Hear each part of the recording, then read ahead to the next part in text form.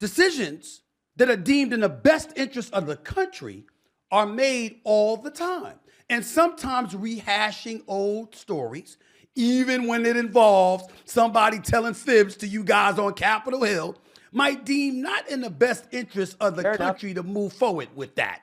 What about that mentality and addressing it from that standpoint? No, fair enough. And I'll do the second part first. Sure. Fair enough. But one of the ways you hopefully prevent this kind of stuff from happening in the future is actually holding key people accountable. And we're talking about John Brennan, who was head of the CIA.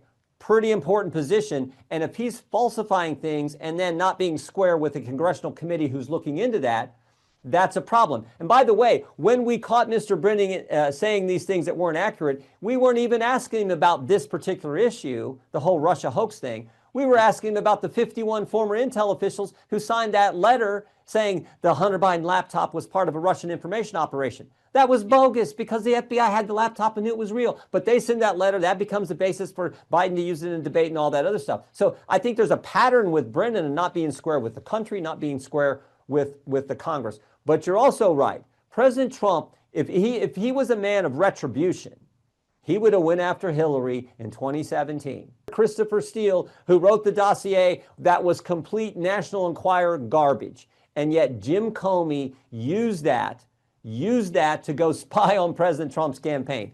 To my knowledge, that has never happened in American history. But that was what took place. And we all know that's the facts. And Clinton was behind it. President Trump wins. No one thought he would, but he does. He doesn't go after Clinton. He says, no, her and her husband have served our country. We're not going to do that. He didn't go after her. So this is not a guy about retribution. This is all about holding people accountable. That's what I'm doing as the guy who gets the privilege of chairing the Judiciary Committee, and that's where we're going to stay focused.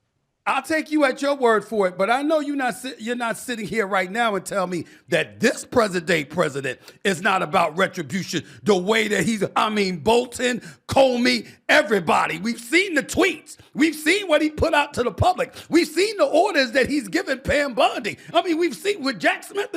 We've seen this stuff, Representative Jordan. You're not going to say that this president is the same as he was in 2016, are you? In all those you pointed out, the facts are there. I'm not questioning the legitimacy of it. I'm just saying, don't tell me that retribution has nothing to do with it. Donald Trump in 2025 is not what we described in 2016. Are we willing to at least concede that? That's what I'm asking. Well, I look, here's what I'll say. I think President Trump's a darn good president. Done more of what he said he would do than any president in my lifetime. I appreciate him so much and what he's doing.